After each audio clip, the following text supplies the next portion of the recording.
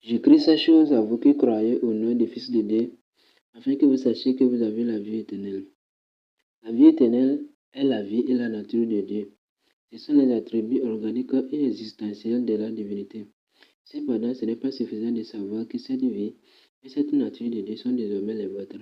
Il faut les saisir. Voici la proposition de la communication de l'Esprit à travers Paul dans 1 Timothée 6,12. Il dit, combat le bon combat de la foi, saisis la vie éternelle. La tradition grecque de notre partie soulignée est epilamba, nommé. Cela signifie s'emparer de quelque chose sans le lâcher.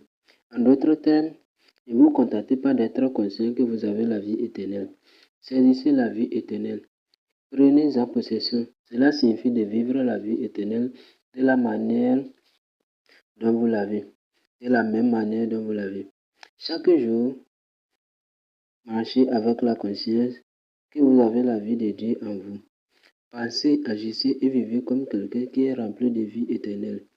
De temps en temps, affirmez que vous avez la vie divine. Elle est incorruptible, elle ne peut être entachée ou souillée par la maladie, l'échec, la mort ou le diable. Si en étant chrétien, vous avez été malade et que vous priez, oh mon Dieu, s'il te plaît, éloigne de moi cette maladie, cela ne changera peut-être rien, car il a déjà fait lorsqu'il vous a donné la vie éternelle. Devant Dieu, vous êtes déjà parfait, même si vous traversez des épreuves, des douleurs et des difficultés. À ses yeux, il n'y a rien de mal chez vous. Par conséquent, alignez-vous sur ces pensées et ces visions à travers la parole et déclarez, je suis rendu parfait en Jésus-Christ. Je refuse d'acclimater n'importe quel type de maladie ou douleur dans mon corps, car j'ai la vie de Dieu en moi. J'ai saisi la vie éternelle. Vous êtes un associé des gens divins. Vivez dans cette conscience et soyez qui vous êtes en Christ. Bien-aimés, nous venons de voir ce que signifie la vie éternelle. Ici, Paul vient nous dire que nous avons la vie éternelle, nous qui croyons au Fils de Dieu. Pour vous qui n'êtes pas encore chrétiens, cette parole s'adresse particulièrement à vous.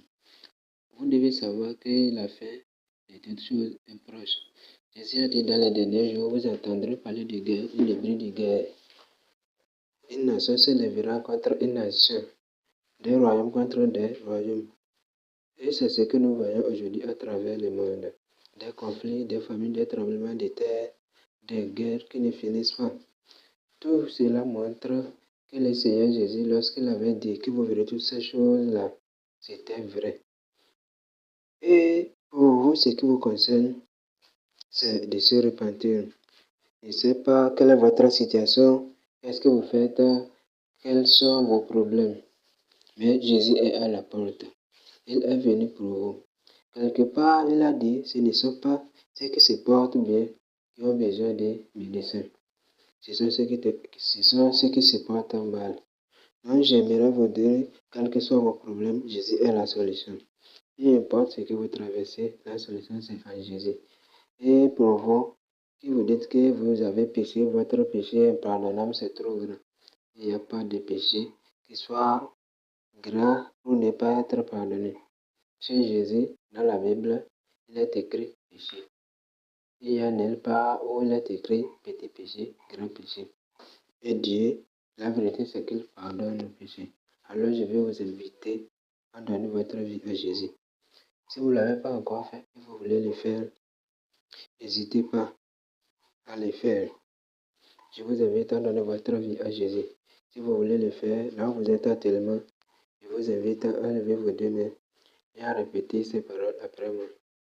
Seigneur Jésus, je te remercie de ce que tu m'as trouvé, de ce que tu m'as sauvé. Aujourd'hui, je te donne ma vie. Je veux que tu sois mon maître. Je t'accepte comme Seigneur et sauveur personnel. Viens changer ma vie. Viens prendre la vie des péchés. Donne-moi la vie de sanctification. Efface mon nom dans le livre de la mort et écris mon nom dans les livres de la vie. Fais de moi ton enfant. Au nom puissant de Jésus. Amen. Bien-aimés, vous venez de confesser Christ, bienvenue dans la famille. Et pour vous qui avez des problèmes particuliers, nous allons donner notre numéro. Vous avez des requêtes, vous voulez qu'on prie pour vous, quels que soient les problèmes, visez la solution. Donc, écrivez-nous, vous pouvez nous écrire, vous qui vous êtes convertis aussi. On va vous partager la parole, vous orienter. Donc, vous verrez les numéros.